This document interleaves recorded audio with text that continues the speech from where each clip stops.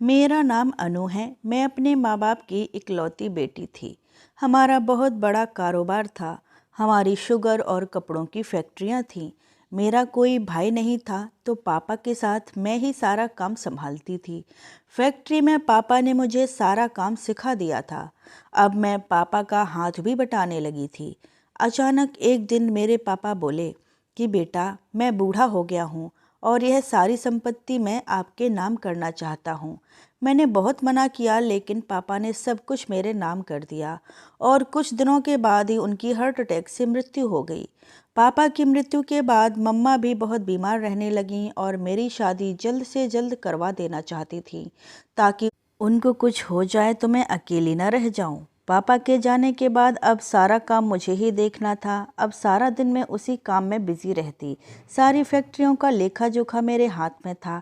मेरे फैक्ट्री में ही एक इंचार्ज के पद पर लड़का था जो कि देखने में काफ़ी हैंडसम लगता था। उसका नाम विकास था और मुझे वह पसंद भी था, लेकिन मेरी उससे कहने की हिम्मत नहीं हुई।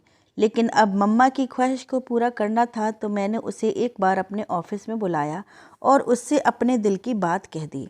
उसने तुरंत तो हाँ नहीं बोला, लेकिन कुछ दिनों के बाद उसने हाँ बोल दिया। तब ये बात मैंने अपनी मम्मा को बताई तो वह खुश हुई, लेकिन विकास से मैंने एक शर्त रखी कि शादी नॉर्मल तरीके से होगी। कोई भी आपका परिवार वाला हमारी शादी में नहीं आएगा और आप मेरे होने वाले पति होंगे तो ये सारी संपत्ति के मालिक भी आप होंगे। तो आप मेरे साथ घर में ही रहेंगे, क्योंकि मैं नहीं चाहती थी कि कोई मेरी संपत्ति पर नज़र गड़ाए। बहुत ही सिंपल तरीके से शादी के बाद विकास मेरे घर ही आ गया। सुहाग रात की पहली रात थी। विकास मुझसे बोला कि मैं आपको एक सच्चाई बताना चाहता हूँ।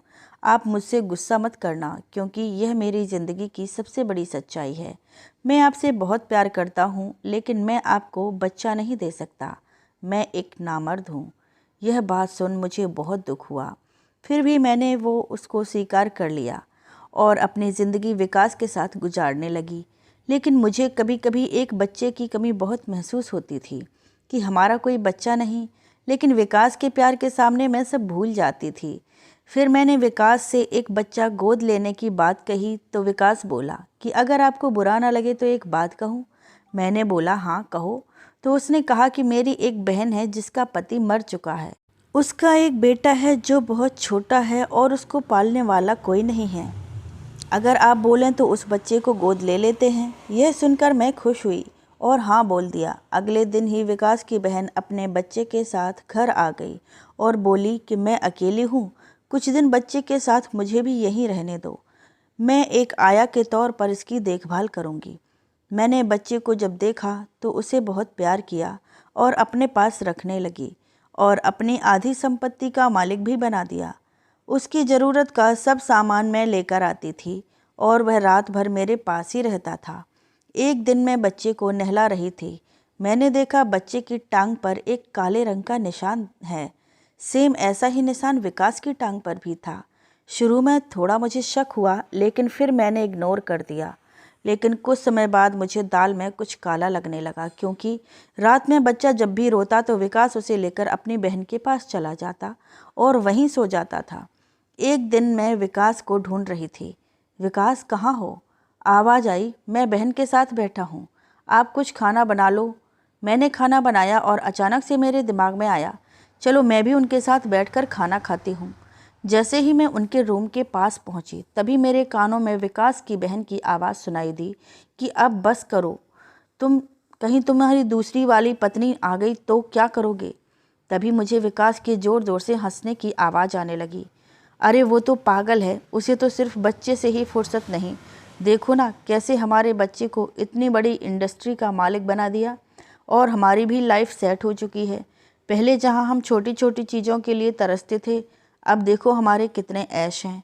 अब मेरा रुतबा देख, सारी फैक्ट्रियों के वर्कर्स मुझे बॉस बोलते हैं, सब मुझे सैल्यूट करते हैं और इतनी संपत्ति भी मेरे नाम है।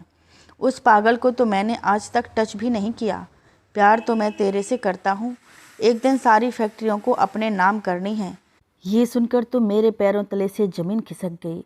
मैंने उसी वक्त तय कर लिया कि अब मैं अपनी सारी संपत्ति अपने नाम करके रहूँगी। मैंने एक वकील हायर किया और उसे सारी बात बताई कि मुझे मेरी सारी फैक्ट्रियाँ मेरे नाम पर करनी हैं। तो उसने कहा कि डॉक्यूमेंट तैयार करने में थोड़ा समय लगेगा। मैंने उससे कहा कि आप सारे डॉक्यूमेंट तैयार कर लीजिए, आपको जितना पैसा चाहिए मैं दे दूँगी। उसने 1 हफ्ते में सारे डॉक्यूमेंट तैयार कर लिया और बोला, इन डॉक्यूमेंट में विकास की कुछ जगहों पर सिग्नेचर लगेगी। मैंने कहा ठीक है, मैं कल तक विकास की सिग्नेचर लेकर आपको सारे डॉक्यूमेंट देती हूँ। इसके बाद मैं 3 थालियों में खाना लेकर घर आ जाती हूँ और प्यार से बोलती हूँ कि लो खाना खा लो। और दोनों को बोला कि एक सरप्राइज़ है आप लोगों के लिए। तभी विकास बोला, जल्दी बताओ क्या बात है। मैंने बोला कि मैं सारी प्रॉपर्टी आपके नाम कर रही हूँ, मैं एक और फैक्ट्री खोल रही हूँ, उसको खड़ा करने की जिम्मेदारी मैं लेती हूँ, आप इन फैक्ट्रियों को संभालना। मेरी बात सुनने के बाद दोनों मन ही मन बड़े मुस्कुरा रहे थे। उन थैलियों में मिठाई का डिब्बा और खाना था। खाना खाने के बाद मैंने उनको एक मिठाई का टुकड़ा दिया और डॉक्यूमेंट पर उसके सिग्नेचर लेने के लिए डॉक्यूमेंट उनके सामने रखा और मैंने बड़ी ही चालाकी से बोला, जानू जल्दी साइन कर दो, अभी बस 20-25 मिनट में इसे जमा करना है, अभी वकील साहब भी आने वाले होंगे। अब विकास एक हाथ से रसगुल्ला खा रहा था और एक हाथ से सारे कागज़ों पर साइन कर रहा था। वो प्रॉपर्टी के लालच में इतना अंधा हो गया था, उसने पढ़ा ही नहीं इसमें क्या लिखा है। साइन करवाने के बाद मैंने सारे डॉक्यूमेंट तुरंत ही वकील के हवाले कर दिए, जो कि घर पर आ चुका था। उसने सारे डॉक्यूमेंट ठीक से चेक किया और बोला कि हाँ, अब सब कुछ सही है।